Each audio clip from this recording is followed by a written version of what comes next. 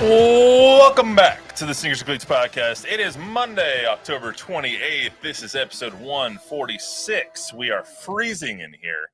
And I'm Matt Roy, Don Harris, Chuck McGinnick all the way over there. Chuck's mic is working today, so that's good. Yeah. Maybe. That was your cue to say something into the mic.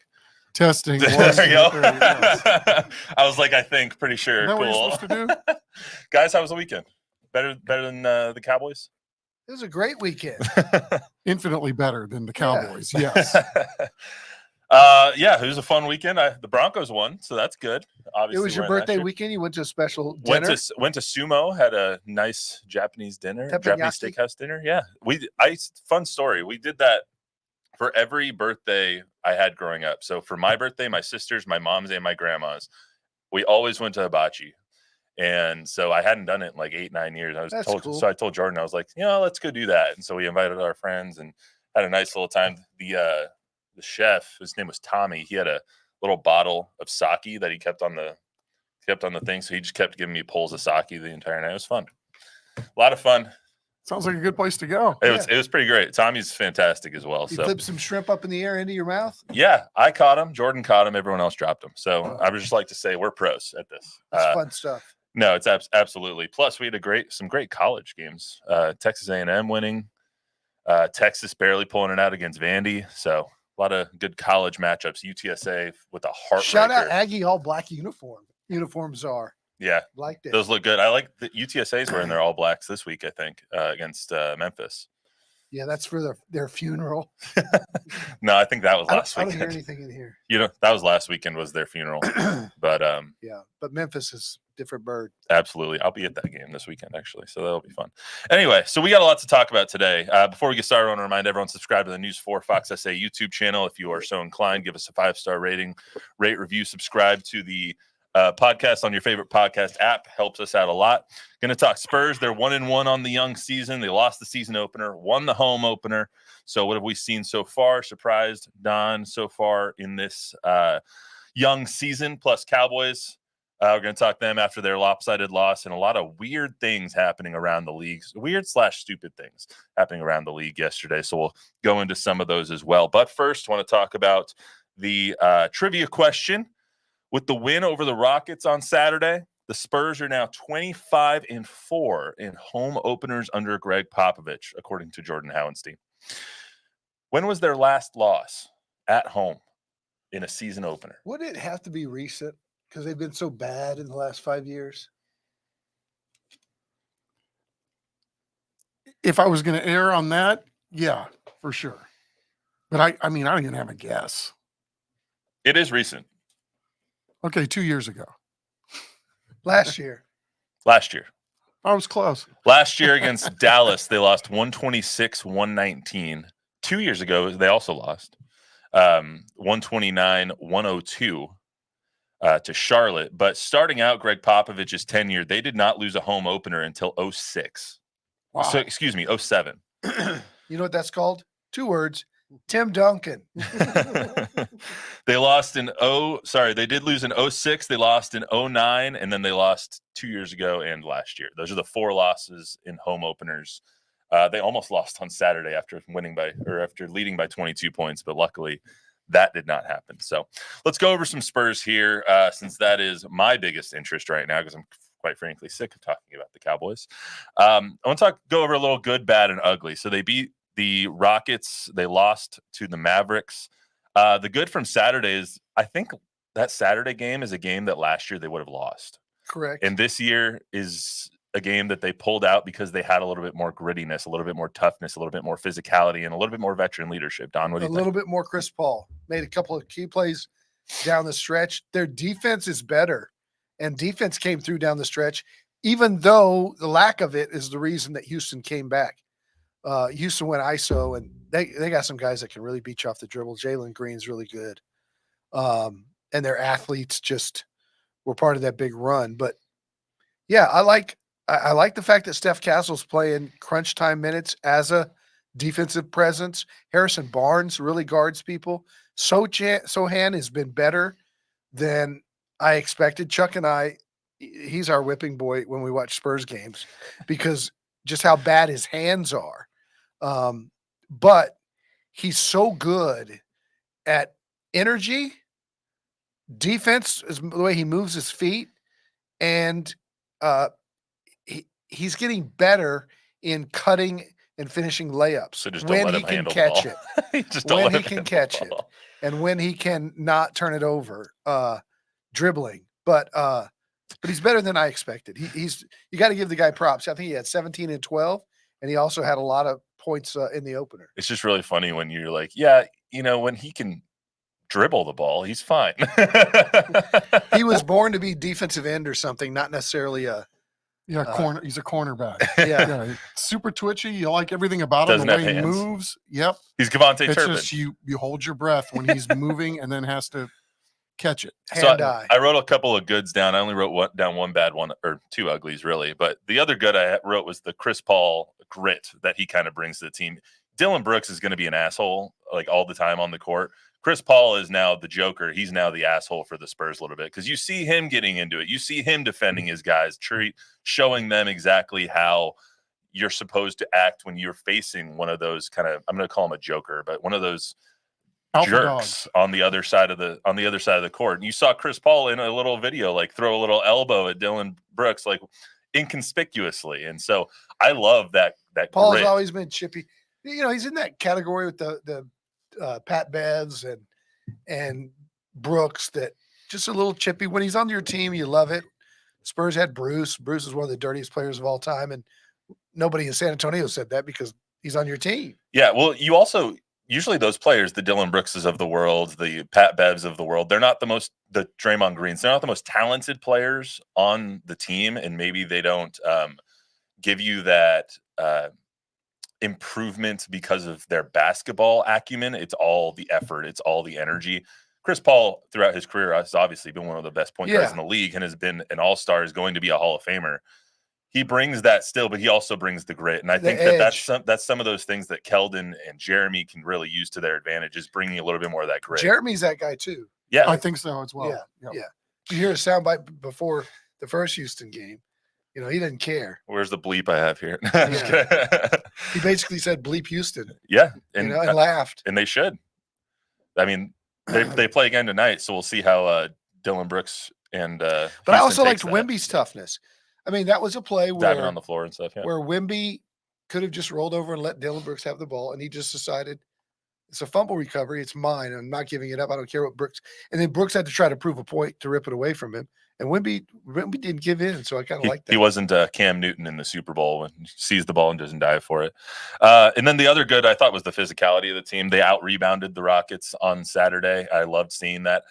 That Friday or that Thursday game was one of those that is a stereotypical this version of the Spurs loss, like really good in the first half, showed up defensively, and then in the second half kind of just let them shoot. And Dallas made every three that they had. But I think they out-physicaled Houston, which is something that they can hang their hats on because Houston is a physical team, especially under Ime Udoka. So it's something I really like to see. The bad I thought was Thursday's one that the Spurs still can't win. They can't win a game where they don't play good defense. And in the second half of that game, the first half was a little wishy-washy, and I know that all three of us were at TNL that game, so we really didn't see all of it. I went back and watched most of it. But the first half was partially Dallas not shooting the ball well, turning the ball over, not playing well, partly because of the Spurs defense. And then when you have a team just go lights out like that in the second half, like Dallas did, you're not going to be able to win that game because the Spurs don't have enough shooting to keep up with it. Look at the Houston roster. They have so many guys that are athletes that can get to the rim and score. And the Spurs just don't have enough scoring on their roster. So, yes, the only way they can win games is to play really good defense and make it manageable with their lack of offense that they can get enough points to win. But this team still needs to find scoring from somewhere. The young athletic guys that can get to the hole. Keldon's doing a better job of that now that he's a little leaner. Castle gives him that to an extent, and Wemby does. But there's just not a lot of guys that are just really quick and good off the dribble like Houston and some of these other teams have. Yeah, the ugly I put down was the turnovers. You mentioned Jeremy's inability to handle the ball. Shouldn't have him have the ball in his hand very often, except for on putbacks and when he's driving to the bucket. But 19 turnovers in the opener, 17 in the home opener, averaging 18 through 2 games. You're just not going to win a lot of ball games when you're turning the ball over 18 times. And then on Saturday, I also put 3-point shooting as the ugly. Saturday, they started out 6 for 7, helped them build up that 22-point lead, but then you end 2 of 13. So in the box score, you shot 40%. Awesome. But you ended the game 2 of 13 from 3 on the last 15 attempts. So that's never going to be something where you can pull away from a team and really put them away if you're shooting 2 of 13 from 3. So are those the two that you were thinking as well? Maybe the ugly part of it? Turnovers and lack of being able to stay in front of anybody on defense towards the end of that game. Absolutely. Chris? Yeah, we got Chris on the mic today. No Bob. Bob's out probably drinking after this Browns win. He's in Cleveland celebrating that Browns win. Oh, so he was the good luck Yeah, charm. he needs to stay there now, apparently. It wasn't just Jameis. It was Bob. I have a couple of comments. One question and one comment. Tom Guerrero said, Sochan. Shout out Tom Guerrero. Yep. Plays like Sochan's playing like Raggedy Ann at times. Falls over when someone touches him. But we have Elazar Hernandez. She said, "Do you guys think Mamu should be getting minutes over Collins?" Oh, you handle that one. I don't know. Collins gives you an edge defensively and some toughness. I do like Mamu. I like the way he plays a lot. He's a little better offensively. I don't know. I think these rotations are fluid and they'll figure things out as the season goes. 6 of one, half dozen of the other for me. I like Zach's toughness and his length. He's a little bigger. He's longer. He's taller. Mamu's a better shooter than Zach. Zach's so inconsistent. Yeah. So yeah. Anything else we're missing from the first 2 games? What about Stephon Castle's performance? I know you mentioned you like seeing him in closing time. 27 minutes, and that just shows you. And the minutes down the stretch, and Pop said something to I think Mike Finger afterwards about. He asked a question about his confidence in him, and Pop said, "He's out there, right?" And Mike said, "Yeah." And he's like, "Okay, that shows you I've got confidence in him in winning time." He gets up in you. He reminds me, he's not as good as Drew Holiday defensively, but he reminds. He looks like he could be. He could be. Yeah, Steph. I think that they held him back on that first game just because of the nerves of the season opener and all that stuff. But I think we'll see him more in the 27-minute range than we will in the 15-minute range. The thing I like about that guy, every time you look at a box score, his plus or minus is always plus. Yeah. I mean, tells he you always he's makes good. the right Every play. time. Yep. Let's get on to the Cowboys here. It's the Spurs playing once again at home tonight against the Rockets. You'll be over there here in a little bit. So Cowboys lost to the 49ers. Big shocker, 30-24. They fall to 3-4 on the season. I feel like they lose to the Niners every year, and every year we have the same conversation that they got out physical, they got outplayed. And once again, we're having the same conversation for another year. We'll get to the game first, then we'll talk about the Trayvon Diggs aspect of it and his precarious actions, I guess. I'll just put it that way. Let's hear from Coach Dak and some of the players after the game first. We're just, I keep using the word green because I think that's a pretty good illustration of where we are and in segments of our team. Their team. We got to keep working. We did some things, but we got to stop the run and stay committed to the run for 4 quarters. I mean, until we get that pattern.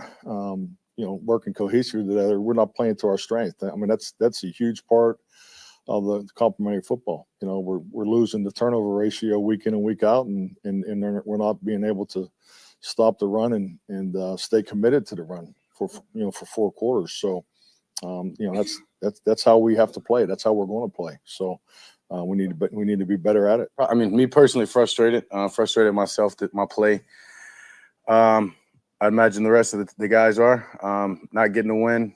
2 in a row, sitting at 3 and 4. But I can definitely tell you that nobody's shaking or giving up. Frustration is very high. But it's a long season. I mean, it's a long season. Division games, a lot are still ahead of us. Frustrated. So that's the best way that I can put it. We had a great week of preparation, and we felt good coming into the week. And we just, got outplayed in third quarter, and it ended up biting us at the end of the game. We had a chance. We gave ourselves a chance, but, giving up all those points in the third quarter really came back to bite us. So good football team. Kudos to them, but we just got to get better. Pretty bad. It really sucks, especially coming here 3 times the last 3 years. Lost to them. Sickening.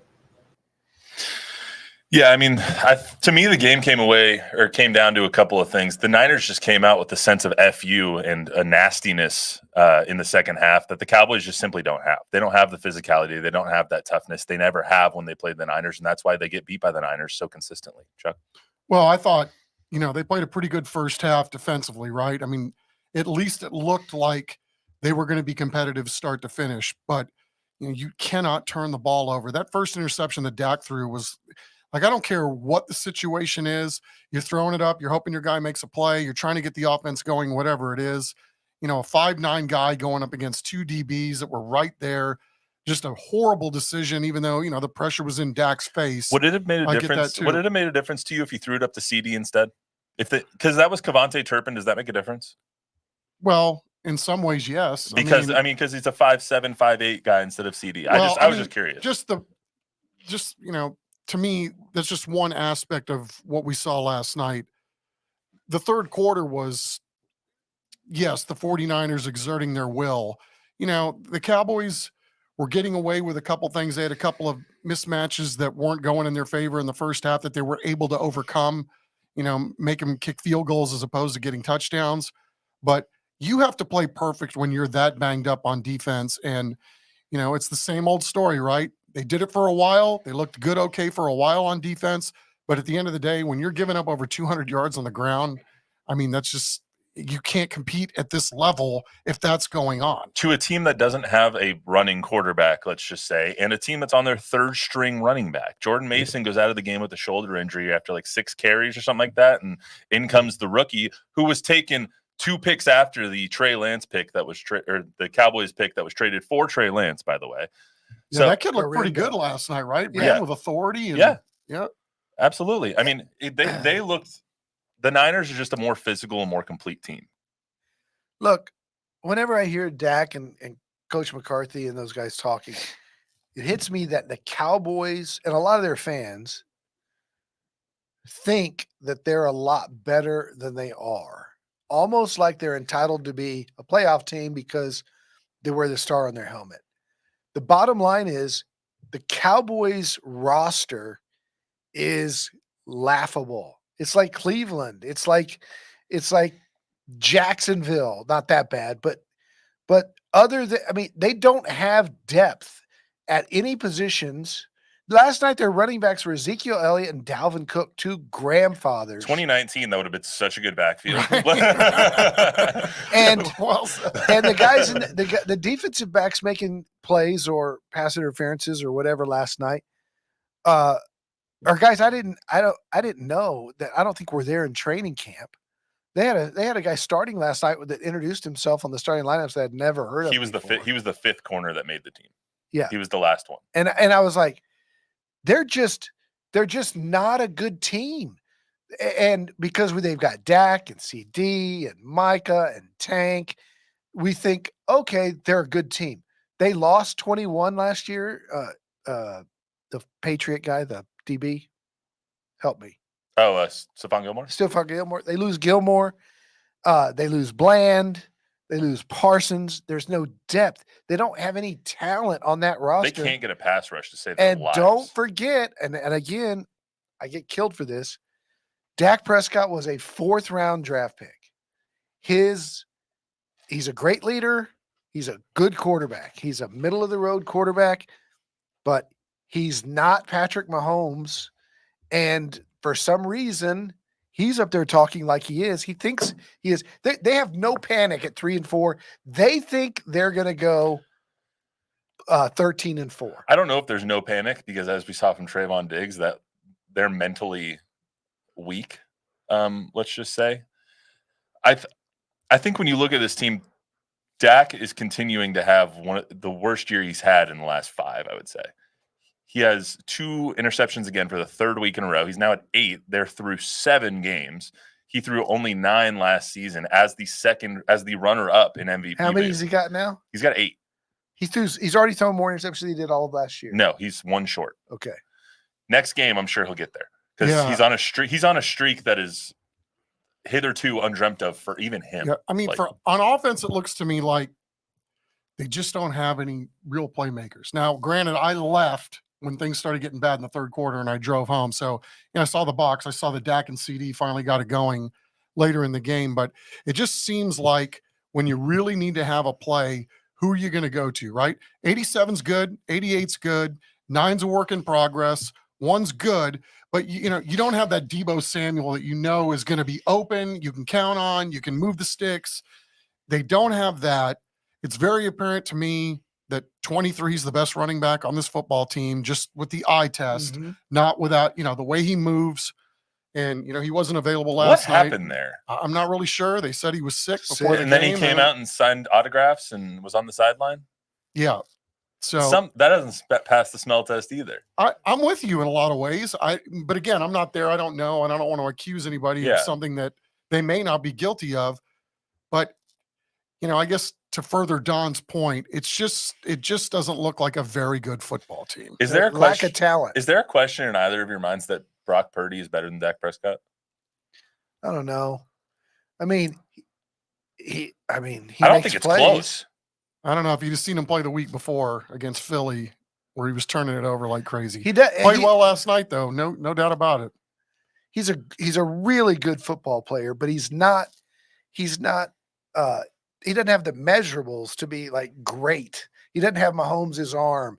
He doesn't have, Burrows' stature. All he's done is play well. He wins. Yeah. He wins. Yeah. One thing that was painfully apparent to me when it comes to Dak, the second interception, I would argue, was worse than the first because it's just a ball you can't throw. You can't force that to CD no matter what. You just throw it away.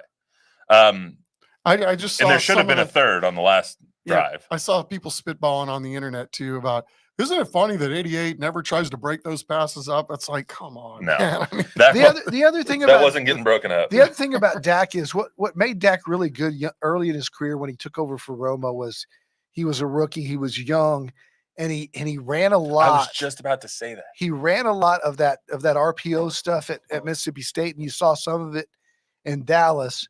And then Chuck and I've been saying for the last 3 years, ever since the broken ankle, he's run. this lumbering, slow, no twitch.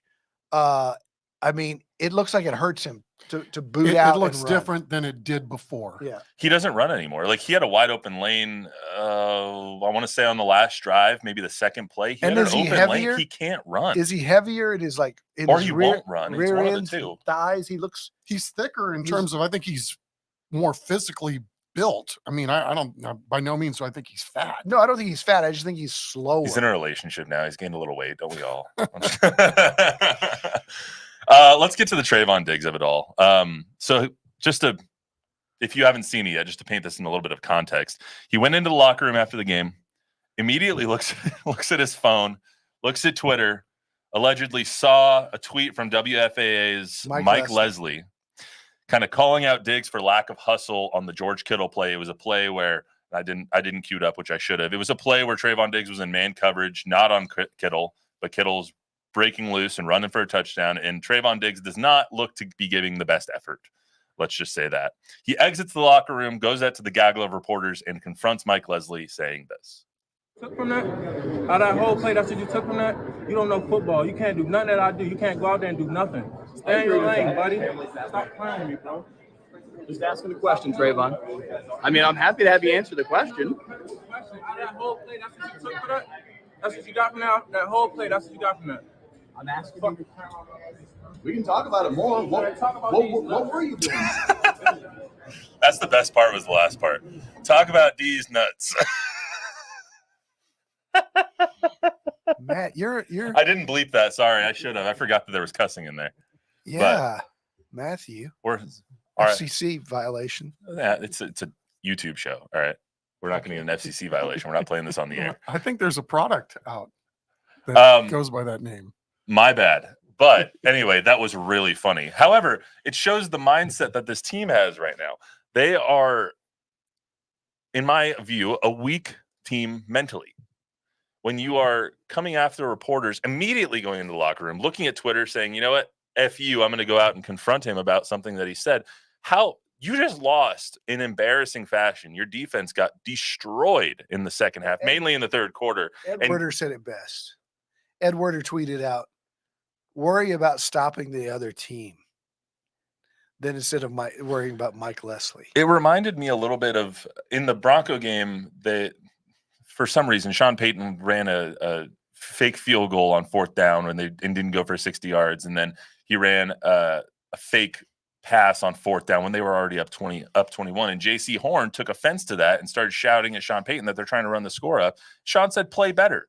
That's what you should be worried about, not running the score up. Play better. That's exactly what I think about with Trayvon Diggs. Like, if you're mad that someone's calling you out, then don't get called out because you can play better. He needs to go. Look, Dak Prescott needs to go over to him, put his arm around him, and say, do you know how much crap I take on Twitter? Right? Dak takes more criticism from all media in Dallas, outside of Dallas, nationally, on all those shows, Stephen A. Smith, all those, and just goes up there time after time and says the right things and says they're going to be better. And to be reactionary over a media tweet, we had that happen here with the Spurs last year. I did. And it's like, look, these younger players are so used to, I don't know why they're so sensitive, but they're so worried about what people think or say of them on social media that he's going to his locker room. The first thing they're doing is checking their phones to see what people are saying about him. Fine. If you see that Mike Leslie is criticizing you, sit in your locker, wait for the guy to ask you a question and answer the question and answer it any way you want. You can go after him then. Go after him there. But to go out of the locker room and confront a reporter for a tweet, it just shows you how thin-skinned, not just Trayvon, but this generation of player is worried about what's being said about him on social media. Yeah, it's always a tough one, right? Because it's easy for us to sit here and say what you would do if this was you being criticized at the rate that these guys are. But yeah, there's an old line about never let them see you sweat, right? Like, don't give it any energy, and just because now it's a thing, right? You Now you're gonna have to continue. You made it into more than what it was, and I don't know. I think there's a time and a place for everything, and that was definitely not the time, nor was the place, nor the organization. Right? Like, I mean, you would think that this organization, as good as they are with the media and as good as they are with taking criticism and being available, that somebody, Jerry or Steven or somebody, Tad. Well, he wasn't there last night. But somebody's going to have a conversation with Diggs. That was just frustration, immaturity. And I like Trayvon. I think he's a mature kid. But he just can't do that. Yeah, I do too. And I mean, there's a lot about him that I appreciate too, because I think he's the reluctant guy to get out in front of the camera. Although he did it, I think, pretty much every game this year except the last game. I think there's a little bit of him that he's shy, but he's super thoughtful. Obviously a very cerebral player too. But I think he does it because he knows he's got the bag. He's one of the guys that's getting the bag. He is, whether he knows he's one of the leaders of the team. So I think he does the media stuff reluctantly. So when things aren't going his way, I mean, I can understand why, he thought, okay, I've been good to you guys. I've been doing stuff outside my comfortability. And then you do me like this. So, I mean, I get that. Chris, you got anything? Well, I got Tothamax Guevara. He said he's been a Cowboys fan since 1972, since he was 12 years old. And he said this is the worst he's ever felt about the Cowboys season. He said they may not even win another game. 1 in 15. There was a 1 in 15 season there in like 88. Yes. I would have felt a little worse about and that Troy one. didn't win that game. But the thing is, at least you knew there was Aikman there. You could see light at the end of the tunnel. I think of the Chan Gailey, Dave Campo years. There were some bad teams there, even in Tony Romo's career. Fair enough. Speaking of the next 5 games for the Cowboys, real quick before we move on, because we're going a little long. But next 5, give me win or loss. At Atlanta at noon on a Sunday. Win. Okay. I'm having a hard time going there with any of these, actually, after what I saw last night, especially with an extra week to prepare.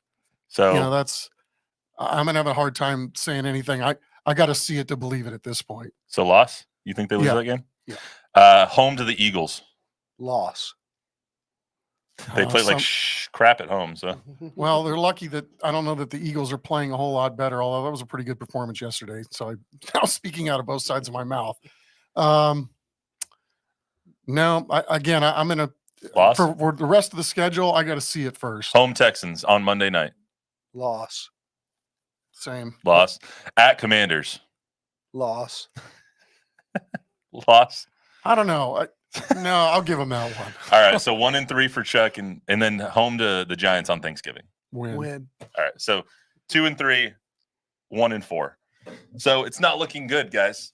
Not looking No, good I had at all. two. I had two. Did you have two? Who Yeah. else do you have them winning against? Atlanta. Oh, okay. So 2-3. So they'll be bad. Let's go around the NFL So real if they're quick. 2-3 in those games, and they're what 3-4 now? That'll make them 5-7. Let's go around the NFL a little bit. I want to get to a couple of interesting, weird, dumb things that happened yesterday before we get out of here. So 5-7 might cook their goose because frankly, I'm sick of the talking way the about NFC Cowboys. North is going. So yesterday, the Texans beat the Colts 23-20. Anthony Richardson subbed himself out of a game as the starting quarterback of the Colts. So obviously, the Texans won. Good for them. I thought they should have lost that game. I thought they would have lost that game if any other quarterback not named Anthony Richardson was starting for the Colts because he is. Sheesh. But I thought the story coming out of the game was more Anthony Richardson and his inefficiency. This is the Texans beating the Colts in a game that could decide the AFC South winner. You had a 4-3 team against a 5-2 team. If the Colts won, they would have been in first place in this division. The Texans didn't particularly play well, but they won. Anthony Richardson, though, down 20-10 in the third quarter. It's 2nd and goal from the 23-yard line. They had a couple of penalties that backed him up. Richardson runs around. He gets tackled right at the line of scrimmage. It said sacked for 0 yards, but he gets tackled right at the line of scrimmage. He gets up and he goes like this. The universal sign for I need a blow. I need to come out. Yeah, tap out. Man. Tap out. Flacco comes in. He runs a play. Richardson comes in on the next drive. This is why we all thought he was hurt. We were all like, oh, what happened to his groin? What happened to his ankle? What happened to something? This is what Richardson said after the game. Man, tired. I ain't gonna lie. That was a lot of running right there that I did, and I don't think I was gonna be able to go that next play. So I just, just told saying I just needed a break right there. What? The starting quarterback of an NFL team is going to sub himself out on a drive that you can go down and potentially score points. Not just a field goal. You might be able to pull something off. You're this miraculous first-round pick, 4th pick in the draft last year, and you're going to sub yourself out for Joe Flacco because you're tired? You went 2 of 15 in the first half. The only pass that you completed that was longer than 10 yards was a 69-yard touchdown. I saw on Twitter after the game, there was someone who tweeted out, ooh, I'm Anthony Richardson. I either complete a 7-yard touchdown or crap my pants. Ooh, it's the same. What are you doing? Well, in his defense, he did run around a lot on that play. I know it's absurd. It's absurd. It'd be like the starting center being like, I'm tired. Go ahead. What's crazy is admitting it. Like you should say, I tweaked my ankle on that play. I got hit in the groin or whatever, and I just needed a second. And I had a labor pain. I knew they told me in the helmet that it was going to be a handoff anyway. And Flacco can do that. What's even worse is that it's not like he went down. If he went down injured, then Joe Flacco would have gotten at least time to warm up. Because it was a substitution, Joe doesn't get any warm-up throws.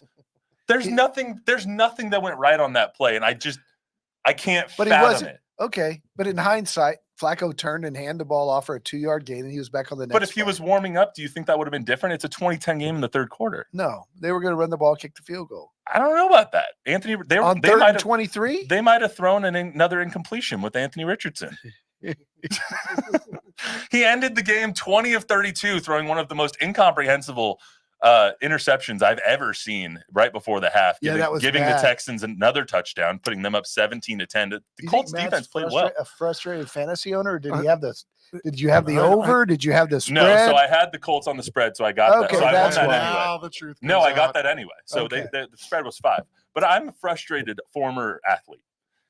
If my quarterback went to the sideline, was like, I'm tired, put the backup in for a play, there would have been a revolt. What do you think what did you just tell the team? What did you just tell the organization about you, your effort, and your will to win? You told them, sorry, I'm sleepy. Like, what a nitwit. I don't know. There's days where I go running that I can't get to that mail. You're not the starting quarterback of an NFL I can't get to team. that next mailbox, and I tap out. I'm walking. He got tackled and was like, Joe's got it. And he missed a couple of other long throws. They got some receivers that got behind the Texas Yeah, DBs. And, He sucks right now. Hey, they're one. They're Call. 4-4. They're one call away from winning that game on the down by contact on the fumble recovery. Joe Flacco would have won that game. Me and my friends were all like, put Joe in after that. Like, Maybe we weren't even we were hoping he didn't come back. He is horrible, and he just made himself look even worse. Anyway, so that's one bad thing that happened yesterday. The other one that was completely mind-numbing was two things that happened in the Bears game. First of all, obviously by now Jaden Daniels hits the Hail Mary to Noah Brown, former Cowboy. Before you start ranting, what was your action on this game? What was my action? Yeah. I didn't have anything this game. Okay. Oh, actually, I had the Bears. Sorry, I forgot. So here. it's hard to keep track when you got action on everything. So there you go. I might have had action. This is the venting. This is why. Go No. It's the underlying cause of your rage. No. This is not my frustration. What was the spread in that game? It will depend. It flipped around when Jaden said he was playing. So when he wasn't playing, it was Bears -2.5, which they would have covered. When he came into the game and when it was announced he was starting, it flipped to Commanders -1.5, I think, or -2.5, something like that. But anyway, I just had the money line.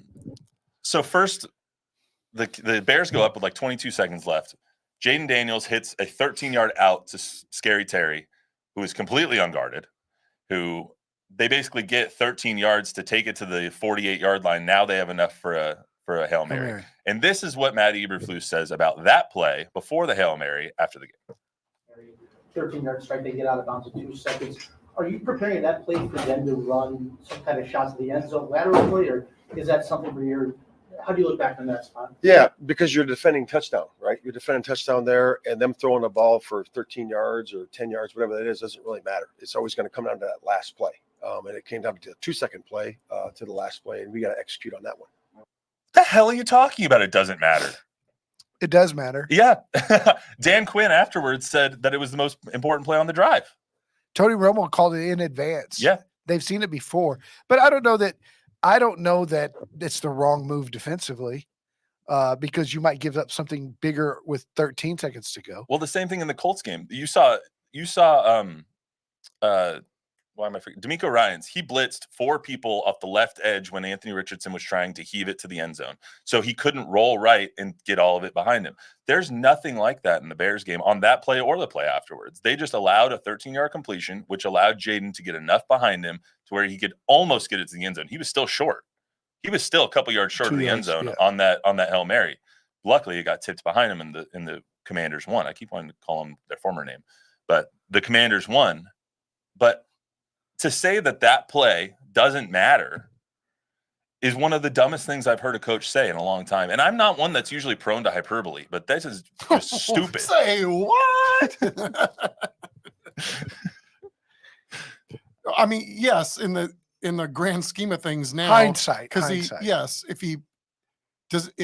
Jaden Daniels only has 65 in his arm, although that was a hell of a play, right? Moving around and clearing space and getting your feet, being able to square your shoulders and get your feet set and all that, then the 10-yard, 13-yard out, whatever it was. But if I wasn't thinking that at the time, I'm thinking they don't have enough time to do something like that. Yeah. Clearly they did. They executed it perfectly. They had plenty of time to do that. And then afterwards, this happens on the Hail Mary where Tyreek Stevenson is taunting the fans for 5 seconds during that to me is the game right during the play. And this is the same guy who got a personal foul earlier in the game on Terry McLaurin for talking crap to him in his face. And who tips the ball. To Noah Brown. What is going on? Like what? Did you drop him from your fantasy team? He's a defender. He doesn't belong on a fantasy team anyway.